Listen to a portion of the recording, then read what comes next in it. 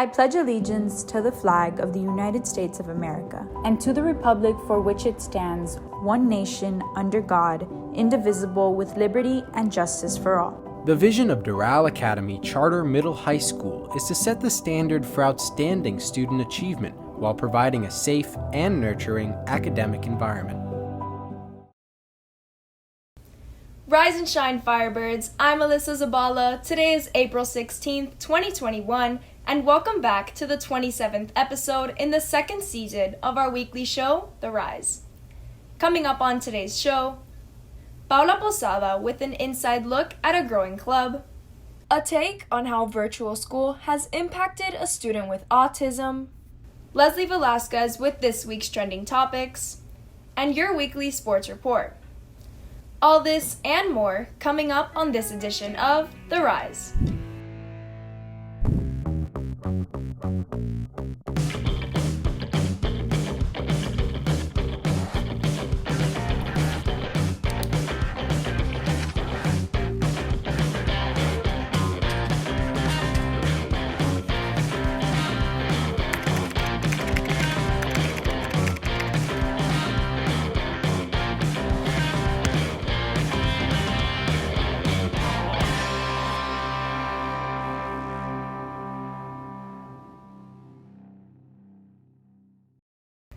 Broward and Miami-Dade superintendents have announced that they intend for students to go back in person full-time for the 2021-2022 school year.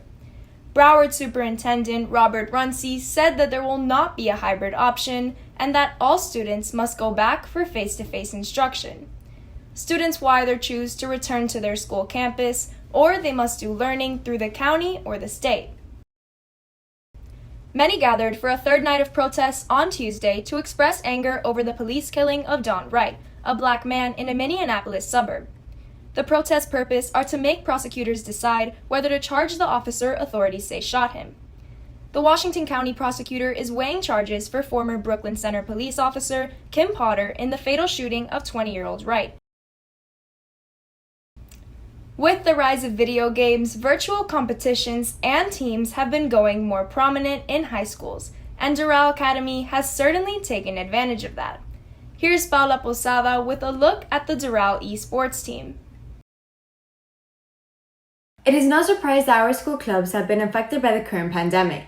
Esports at home for all gamers remains an outlet and has kept a particular way of staying connected with one another, even through these hard times.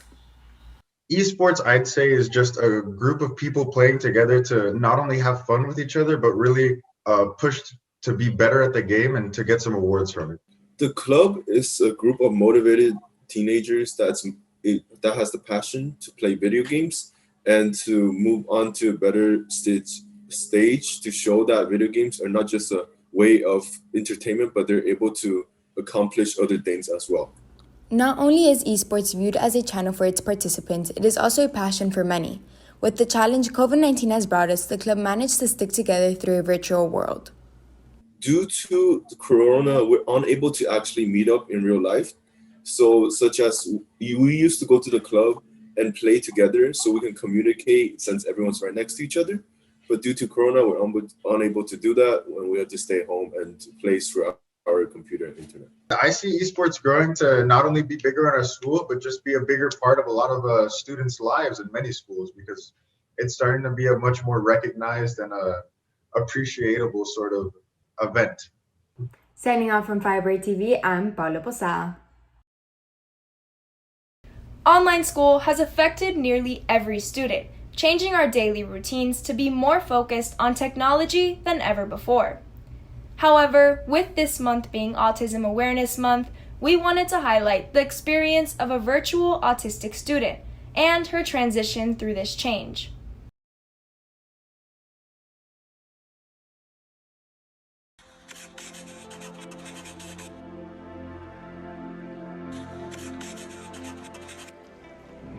If I'm being honest, I guess it makes me feel more closed out of the world.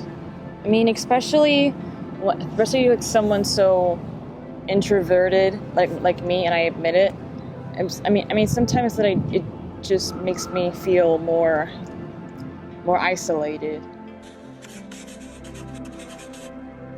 I'm a writer. I do poetry and pictures, so I just write and draw whatever comes to my head, and it distracts me.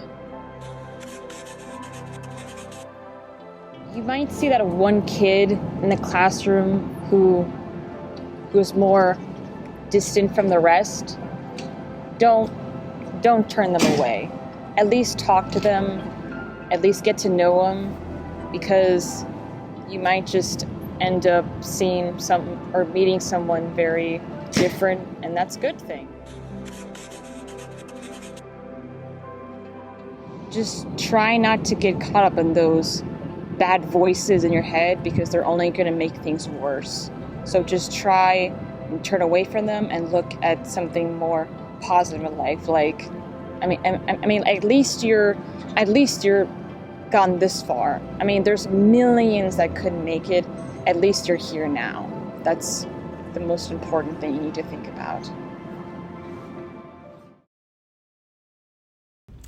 This episode has focused a lot on technology, so now let's switch tabs and look at the widespread effect of the internet this week in our trending topics. Good morning, Firebirds. I'm Leslie Velasquez. This spring has been bringing us an incoming wave of new music, more TikTok, and dog superstars. Let's take a look at what's been trending on your favorite social media platforms. After months of obsessively playing Olivia Rodrigo's driver's license on repeat, we finally got a glimpse at her artwork of her upcoming debut album, Sour, which is set to be released on May 21st. Since the inverted filter was discovered by TikTok users, many people are using it, claiming that the image reflected will reveal how everyone else sees you, instigating mixed emotions from newly found confidence to a bit of a scare. Featuring Rodrigo's new single, Deja Vu, some are even trying out this filter with a partner, blurring the lines between who is who and making her eyes hurt. Someone else who made our eyes water quite a lot this past week was Taylor Swift, as she released the re-recorded version of her 2008 album Fearless, making Swifties reminisce love stories and surprising them with some unreleased tracks with her Folklore and Evermore collaborators Aaron Dessner and Jack Antonoff.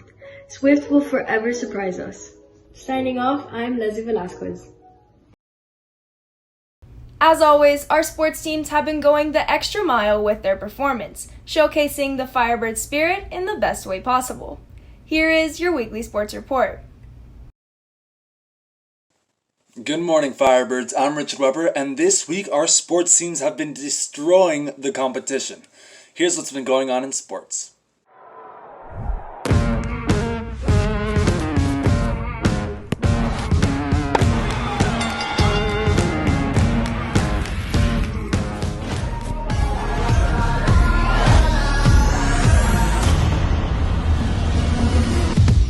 Our tennis team played districts this week at Tropical Park, destroying the competition.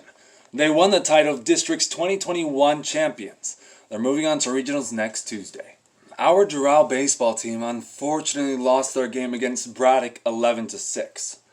On the bright side though, both Marcus Franco and Manny Marin both hit home runs, but it wasn't enough to score the wins for the Firebirds. Our softball girls will be playing in the Bill Longshore tournament today and tomorrow. Best of luck, Firebirds. Our track and field team had a successful districts meet yesterday, with boys being district runner-ups as well as many of our individual runners getting district champions. That's all for your weekly sports report. I'm Richard Weber, reporting. If you want to participate in Take Your Child to Work Day on April 22nd, make sure you sign the required forms in the school website by 3:30 p.m. today. The senior prom will take place on May 8th. The last day to buy tickets is April 20th on the school store. That's all for this edition of The Rise. Don't forget to follow us on all of our social medias at Firebird TV for all the latest updates. Happy Friday, and from all of us here at FBTV, we hope you all have a great weekend.